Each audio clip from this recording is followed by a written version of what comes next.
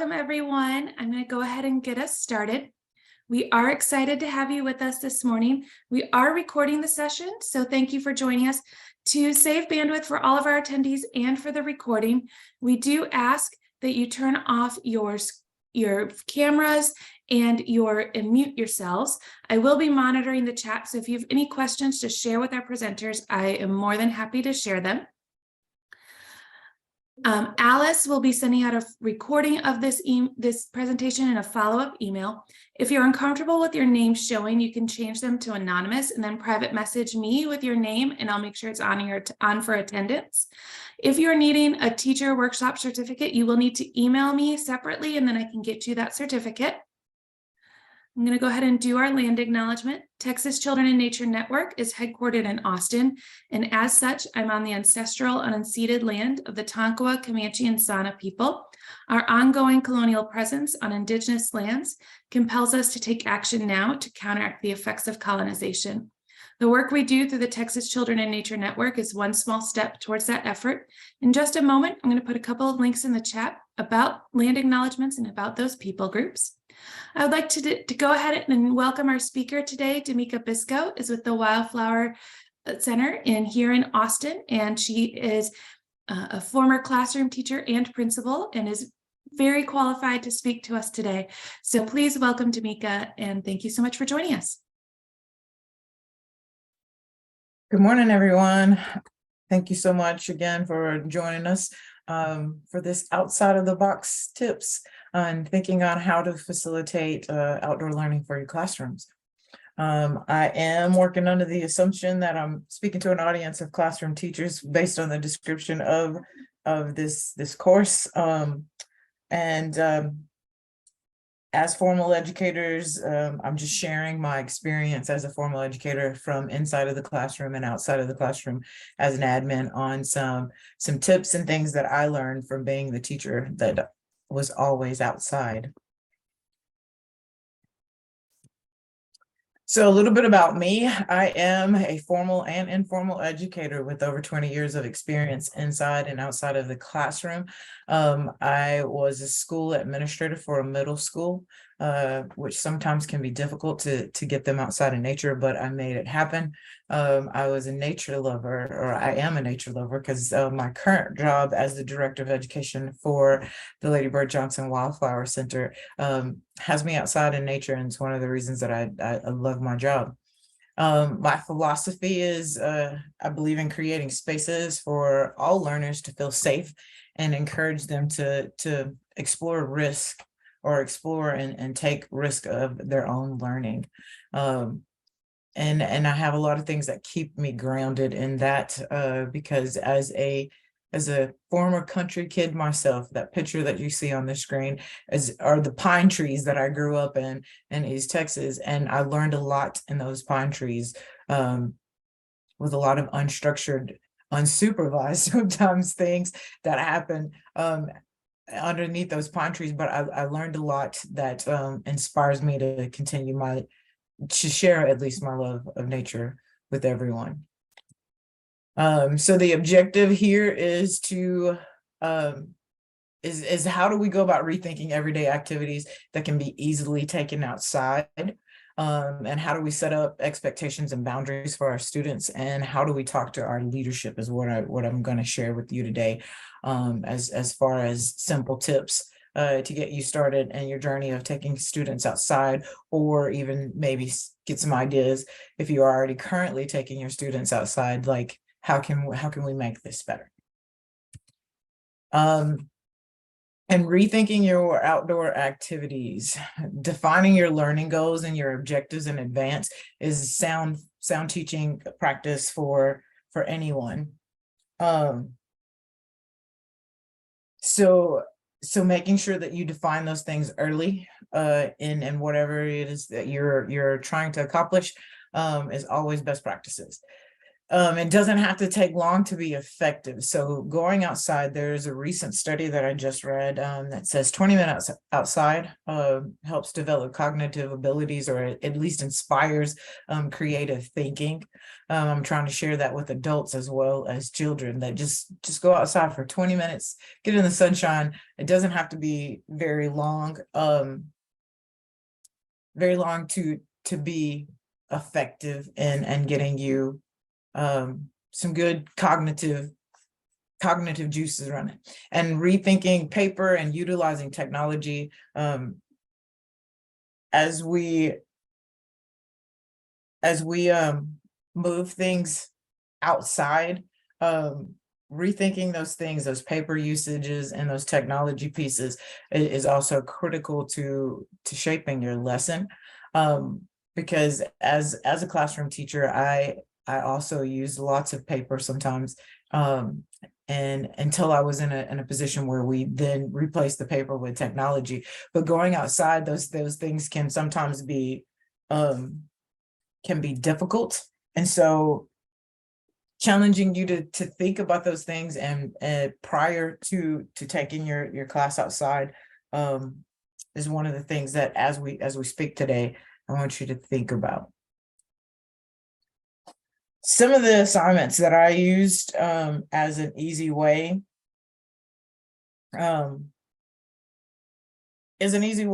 to get kids outside. I taught middle school science, and as a middle school science teacher, there were days that we had to do reading assignments or things that we had to read. So those reading assignments outside was one of the activities that my students probably enjoyed the most. Was just going outside to go read whatever lengthy passage or not lengthy passage, even if it was just a couple of minutes outside. The act of being outside was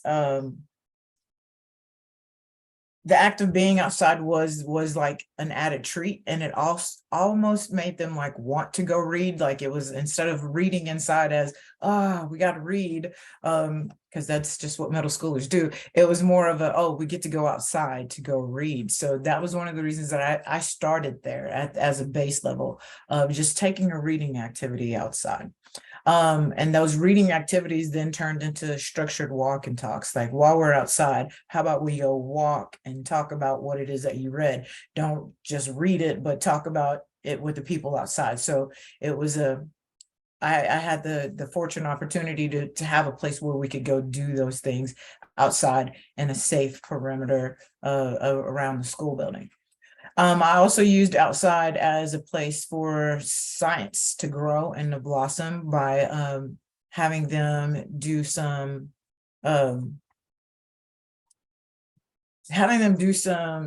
observable skills practices. Like when we went outside, what do you see, touch, or what can you see, touch, and not necessarily taste, but how do you use your five senses to become a better scientist? So we would go outside and do writing activities where we were observing things, and it was quiet time to just look and think about the things that were going on. Why are those things making noises, or what do you hear? How can you determine how hot or cold it is outside? We would talk about the things that they could observe. While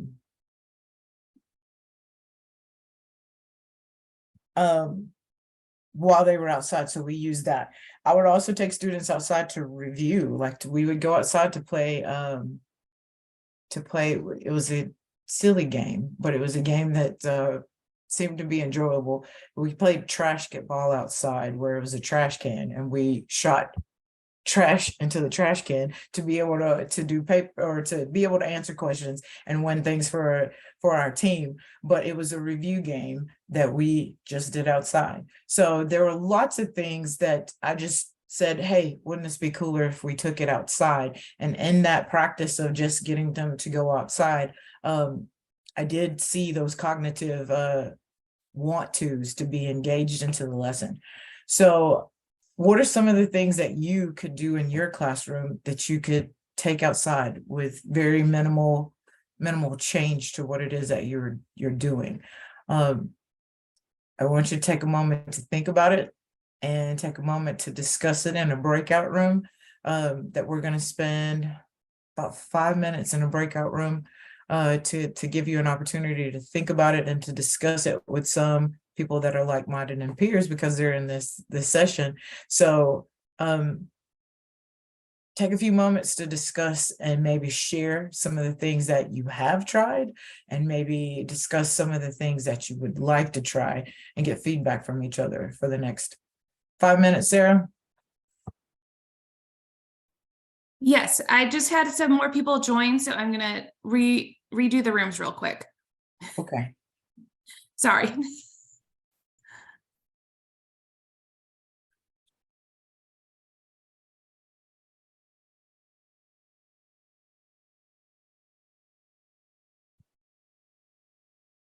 Okay, you should be getting a message right now to join a breakout room. If you do not see it, it's possible that it is behind your Zoom screen and you might need to minimize to find that invitation. But you can go ahead. I'm going to open the rooms right now. Awesome. Welcome back, everybody. I hope you had an opportunity to at least share with your ideas and thoughts. It's always been my experience that sharing with my peers was one of the most impactful learning opportunities. So I wanted to build that in. So some of the things that, some of the ideas, like I said, taking a writing assignment outside is like cognitive behavior, because in schools, we talk a lot about cognitive behavior and socio-emotional behavior changes with our students. So some of the ideas that I talked about earlier, with taking a writing assignment outside and giving an outdoor focus, to be a little bit more specific with that. Again, thinking about the paper, thinking about the things that we take outside, and when we take those things outside, because there's been lessons that I'm like, oh, it's just great. We have paper and we go outside and half of the papers don't come back in because they get blown away or whatever. But thinking about those things before you go outside is always beneficial. So when I would take a writing assignment outside, it was always, we got clipboards, or we had something or some surface, or we would be someplace where they could write on it, because taking the ability to have something for a student to write on seems to send them into a terrible state, because they need something to have something to write on. And those clipboards didn't have to be fancy clipboards. Sometimes it was cardboard that we had cut up, and I put a rubber band around it, and we took a writing assignment outside, because that was going to be something easy, and it wasn't cumbersome to take a sheet of paper outside. Or my paper folders, we fold up paper where our hand was the part that we wrote on. So thinking about some of those cognitive things that you can do outside, like brainstorming, another thing. So if you do lots of group projects, or you have anything where you just need kids to think, sometimes going outside, like I said, sparks that cognitive ability to think outside of what their normal state is, and they might come up with something that's a little bit ingenious, but simply because they're outside.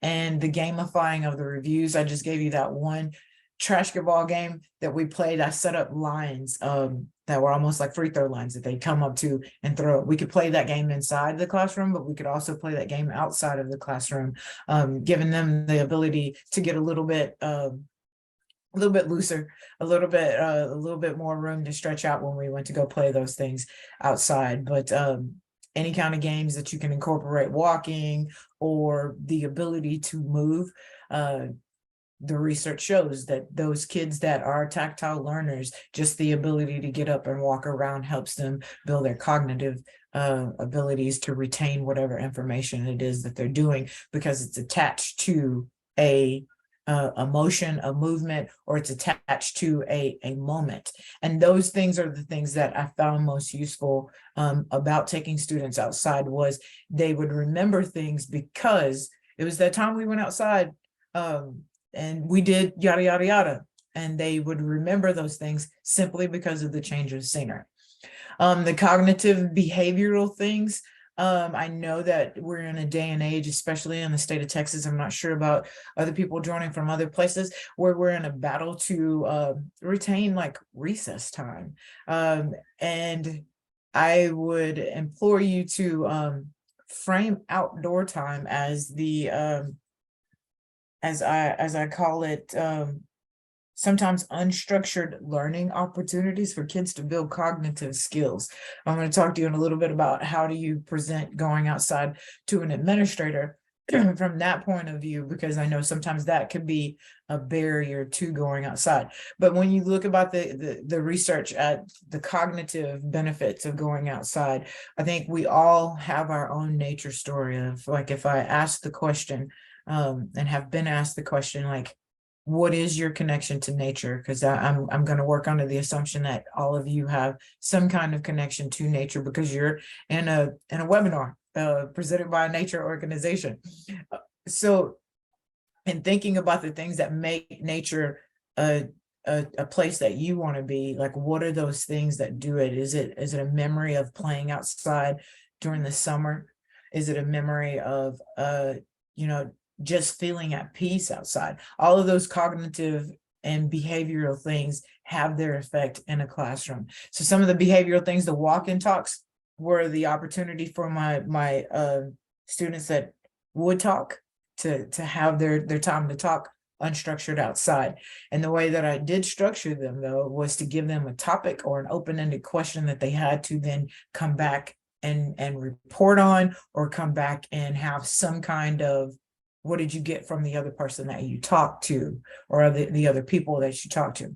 The reading assignments in individuals or pairs, even when that was unstructured, but it was like, we're going to read these pages, or we're going to read this article for whatever it was. It was great to see the students make their own rules about popcorn reading in their own groups, because it was, this is what we're doing, this is how long we're outside doing this assignment. So they had a time frame, but they got to make up a little part of the rules to get that engagement and buy-in. And meditative thinking, those open-ended questions to get them to reflect sometimes on their behavior, because as a teacher, sometimes it's not always about the standards and it's about what you have to teach them, but it's about who you teach them to be, and giving students opportunities to have that meditative practice in the classroom.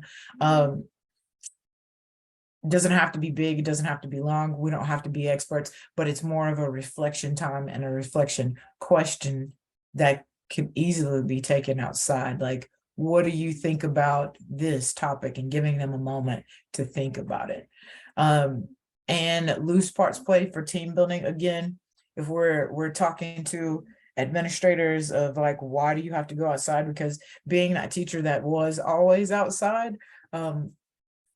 I always would have to leave a note on the door that we'll be back in this amount of time, because we were outside doing something.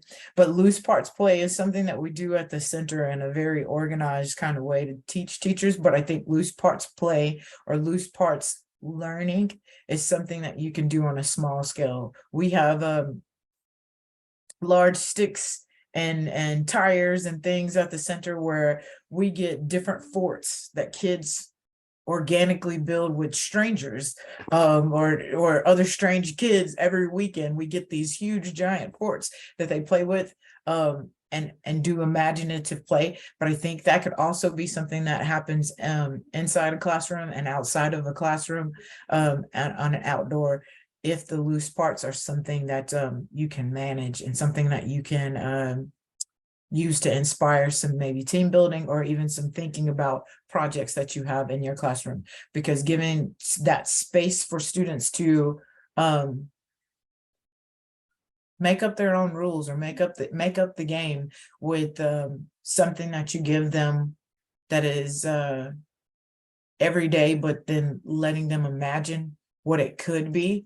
Like, there's one of my favorite books, It's Not a Stick, I think is what it's called. Like, everything that the stick could be, but the stick happens in loose parts play. And I think those abilities to think outside of the box, especially in a society, and especially in a educational system where we kind of sort of tell them these are the boxes that you have to check, getting them to think outside of those boxes was a huge challenge for me as a teacher. And those moments of giving them an ability to imagine and to build wonderment, I think probably engage my students more than anything. So incorporating those things with outdoor play or outside kind of learning opportunities was critical for me as a teacher.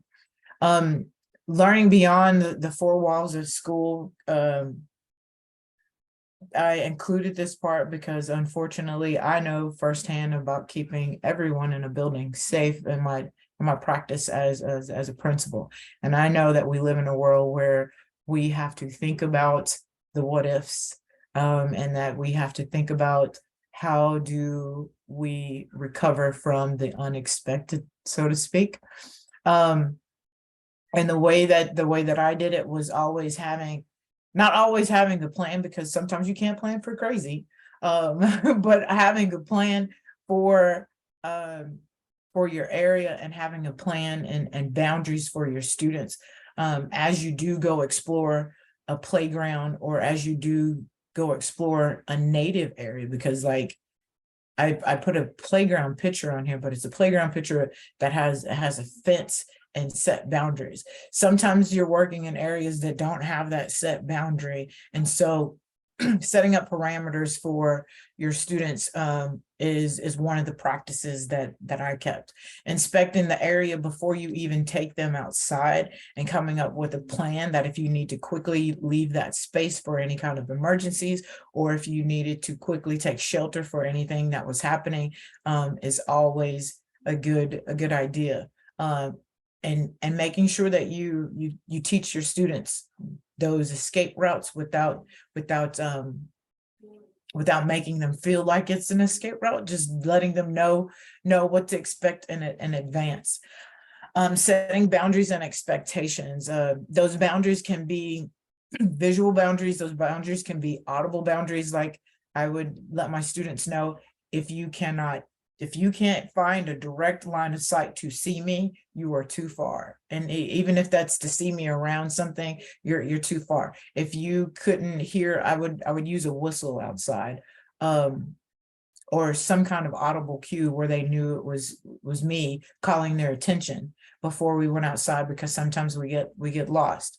And setting the expectations of why you're going outside, that we're going outside to do 20 minutes of reading, and letting them know what that expectation is as you go outside. Because being outside of the classroom sometimes it's an adventure, which is what you want the wonderment, but you also want that wonderment to kind of sort of be focused. So setting the boundaries of why you're going outside and what you expect of them when you go outside, again, is good practice. And like I said, the boundaries, the audible cues are things that help set the mood of we're not inside, but we are outside doing a learning activity, because it is different than going outside for a recess, because recess is that unstructured playtime that they get. But if you are using this as a way to build your ability to inspire that learning, setting the boundaries, setting the expectations of what you're doing outside was always key. And also setting the schedule of when we were going outside and how long we were going outside, because for middle schoolers, we tend to think that they don't enjoy recess, but they still enjoyed going outside to play. But making sure that they knew that when we were going outside, it was a learning activity, and making sure that they knew when we were going outside kind of built anticipation. And it also, for those students that might not have enjoyed it as much, they at least knew when we're going outside that they had some kind of control over the activity, especially if they knew when, because you always have those kids that come in and ask, what are we doing today, miss? And if you could tell them in advance, on Thursday, we're going outside, I think it kind of brings down some of the anxiety and builds the excitement as well of we're getting to do something different outside of these four walls. And it also helps you schedule things for, or to look in advance for weather, and look in advance on, whatever it is your school calendars are, or things that might interfere with going outside, so that if it is, we're going outside on Thursday, and then you get the weather report that the weather's not going to be nice outside on Thursday, at least you can build that expectation with students that maybe we're not going outside today because of the weather, because we all know disappointment doesn't feel nice.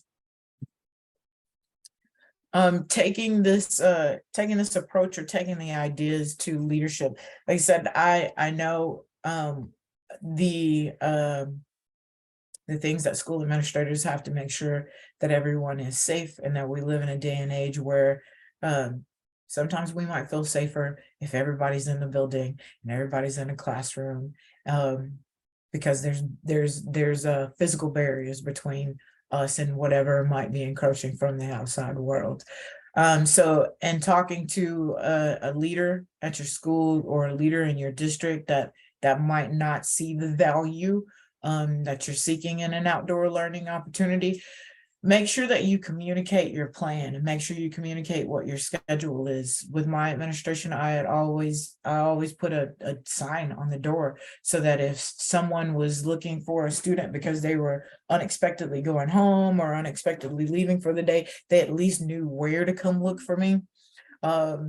That could have been anywhere in my teaching experience, that could have been anywhere on the campus, but I would always try to leave a note that we're outside near this, so that if they needed to come look for me, and also include what your safety plan would be. That I unfortunately had the opportunity to learn during a lockdown situation with students outside, and because I had planned where would we go, how would we safely get back into the building, it was easier. And I did that by communicating with my other peer teachers that were close to the door, that, hey, if something happens, we're going to come knock on your door, and we're going to come spend some time with you in your classroom. So just having that kind of plan, I think, puts administrators at ease that you've thought about it, that you have some kind of ability to keep kids safe, because that's the number one thing. And also communicating the benefits. How does the outdoor activity improve students' ability to learn? How does the outdoor activity improve student engagement? And how does the outdoor activity improve their social and emotional learning? Are all things that you should communicate to an administrator that might be questioning why you're going outside. Those things, I think, are easily found. And easily thought of if you're thinking about the learning objectives that I cited earlier, like pinning everything to a learning objective, and how your students are going to benefit from those learning objectives is key. When talking to an administrator, or even talking to a school board member about why you need this garden space outside, that this garden space is going to be able to do this for students, because it's all about student achievement and student benefit.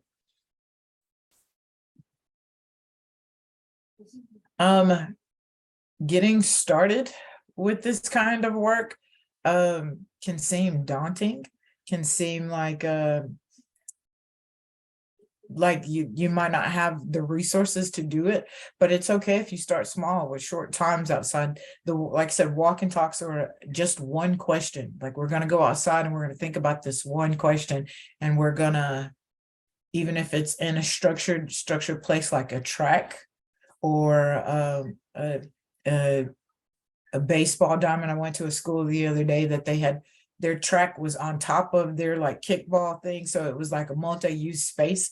But even in that multi-use space, if we determine we're going to walk this track, or we're going to talk about this question, and having those cues in place for, we're only going to be here for 7 minutes, and this is what you're talking about, those 7 minutes, and then we're going to come back in and talk about it as a group.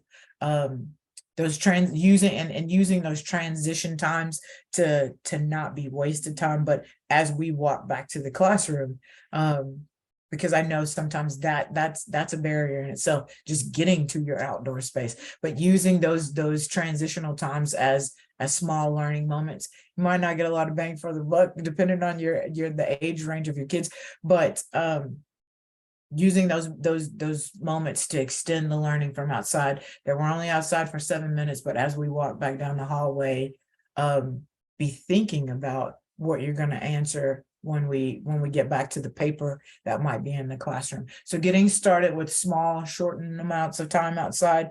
Like I said, the study that I just read shows that only 20 minutes is a great investment, but I don't even think it has to be 20 minutes long just to go outside and get some vitamins going and to get some cognitive thought going. And as you do those things, research some resources and get some stats.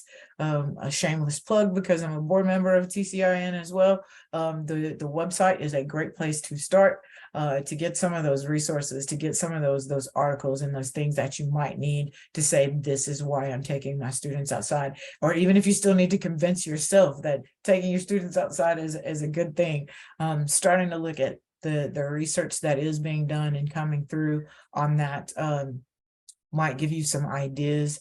And like I said, shameless plug, I believe that's a great place to start. And don't be afraid to go outside and do it, even if it's not perfect, even if you do lose 50% of your papers that first time out with paper, go ahead and go do it. It's a learning experience for yourself. It's a learning experience for your students. And it gives you the opportunity to create that wonderment, that can then go back into a classroom and be inspired. That's a lot of the work that I do at the Wildflower Center, is in helping create field trips for student groups to come out and not so much teach them things while they're there, but using it as a corporate background knowledge builder. And I think you can do those many field trips. If you can't get to a field trip to a space like the Wildflower Center, where there's lots of things to see in a schoolyard, because I've taught in urban areas most of my career, that can be creating wonderment around a spider web that I walked into the building and saw outside. That can be creating wonderment around the variation of trees that are on a playground or not on a playground. Giving kids the assignment, so to speak, of how they could create the perfect outdoor space at their school is a great learning opportunity. So it doesn't have to be, like I said, a native natural space like we have at the center. It can be something that you do even in a potted situation, because I've done workshops on pollinator gardens outside of the window in a pot. So I'm a huge proponent of just bringing nature as a focus for learning to your classroom, because it does create that wonderment. And the thing that I didn't include on this getting started list was ask your residents, if you are in a school setting, ask your resident experts. This presentation, I shared it with my former resident expert, who is a PE teacher, because PE teachers take students outside a lot, and they have lots of great tips about how to get them outside, how to get them back inside, and how to do so in a short amount of time and everyone feels safe. That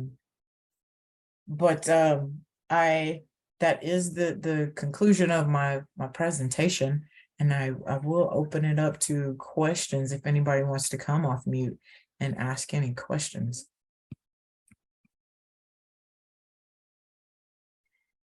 Demekia, would you mind sharing some contact information in the chat in case anyone has any questions? Sure. And of course, feel free to voice any questions that you have as well.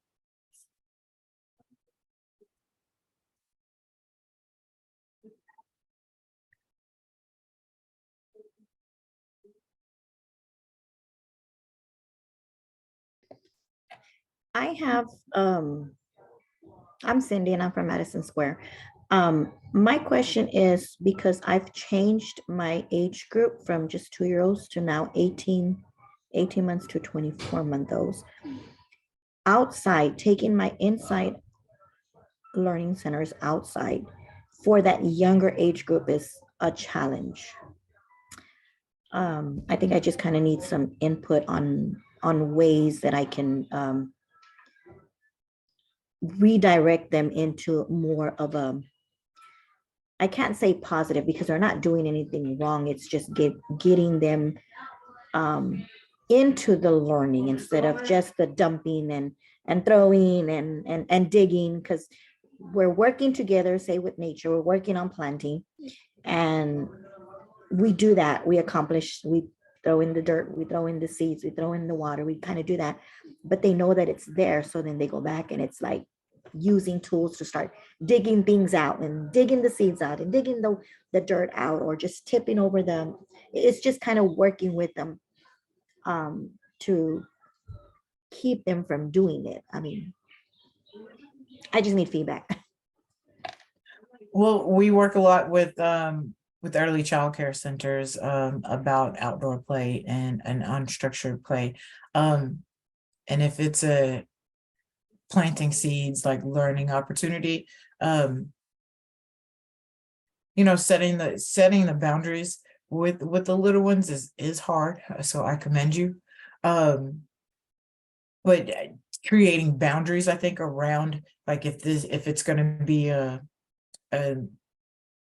planting seeds and we're going to watch them grow kind of thing, maybe making some kind of barrier to that so that we're not going back and doing it, and then making sure that the unstructured part of your play area is away from that learning would be some feedback that I would give. But without knowing and seeing your specific setup, it would be hard for me. But your age appropriate leveling of those activities at that age, I would think giving them maybe an alternative, like, if we want these seeds to stay here, we want to watch these and we want to learn from these, or even believe it or not, I'm having to figure out ways to create that with even adults coming to the center. Our center's been loved on in a way that I'm having to teach people how to be okay in a museum kind of space, because our center is a living museum of how do we go about respecting and putting signage up of this area. We're growing plants. Please don't trample our bluebonnets. But like the things that we found is having those spaces, but also having the space where they can go trample or dig or things like that. So just making sure that they understand the difference, that this one we're gonna leave here, and this one we're gonna see how dirt moves or how water moves across the dirt. This is our experimental plot. This is the one that we kind of sort of want to leave alone. Okay, sounds good. Thank you for sharing. No problem. Demekia, we have another question in the chat. How do you encourage teachers that don't love the outdoors, but you want them to take kids outside because the kids love and need it? So how do you kind of flip that for the teachers?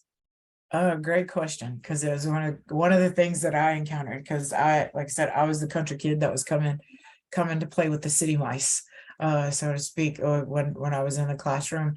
And I would help those teachers understand by when we had field trips, I would be the proponent of let's at least take them to the park. Like, we might go inside this time, but can we at least take them to the park and go do some outdoor play? But I would partner with those teachers and find something that was in their curriculum, or find something that we both did together that could be a learning opportunity, and I would take them with me.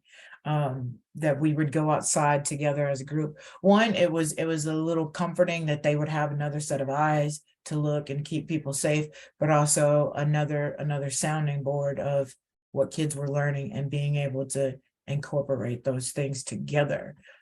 So it was a team teaching opportunity. And like I said, starting out with baby steps with them as well. Of it wasn't going to be, we're going to stay outside the whole 45 minutes of class, but we're going to go outside, meet us outside for the first 10 minutes. And this is what I'm going to tell my students. You can tell your students the same thing, that when we get outside, this is what we're doing. So just being an ally, being a person that they can come resource would be my best advice.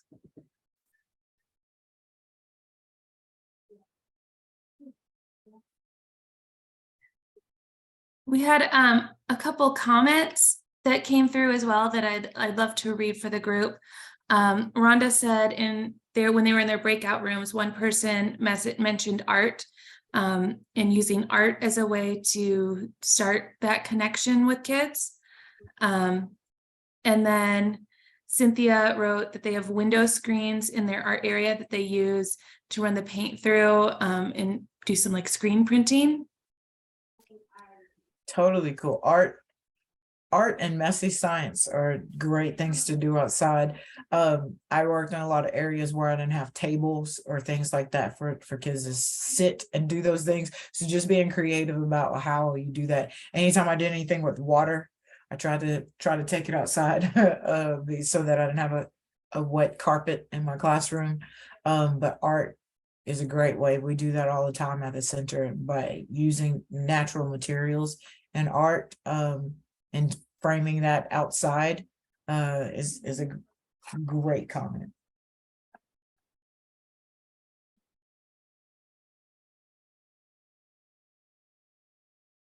Anything else you saw come across, Sarah? No more questions. I'll it's just wait a second and see if any more come through. But in the meantime, we do have an evaluation for today's teacher workshop. So the evaluation helps us share with our presenter how their presentation went. And as teachers, we all know that evaluation is very important. And then it also helps us plan our future teacher workshops as well.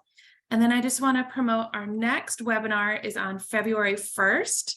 And it is on litter prevention and how science is being used to help create some curriculum in terms of litter prevention. So if you're interested in registering for that, I put the link for that in the chat as well.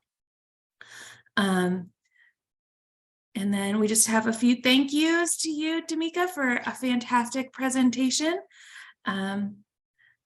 But thank you so much for joining us today. And thank you again, Demekia, for presenting to us this morning.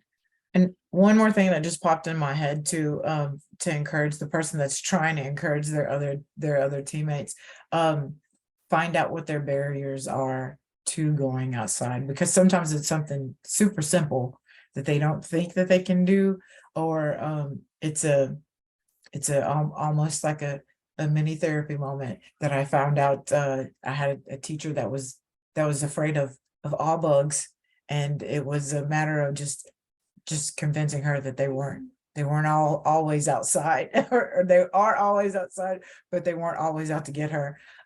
So exploring the barriers of why those educators don't want to go outside, because it's not an easy thing. And then like I said, knowing that we live in a system, especially in Texas, where we hammer in on the standards. There are standards across the board that relate to cognitive and thinking abilities that you can easily spin to be like, this is why we're going outside. So I think outdoors is a great place. From the founder of my workplace, she said, Lady Bird Johnson said, outside is where we all come to meet. And it has relatable things to all kinds of content. And I think listening to people and why they might have an aversion going outside, you might find some common ground. But I would like to say thank you to all of you for getting up on a Saturday morning at 10 o'clock, at least Central Standard Time, to join us. And I appreciate all of the work that you do. Thank you so much, everyone, and have a fantastic rest of your Saturday. Thank you so much.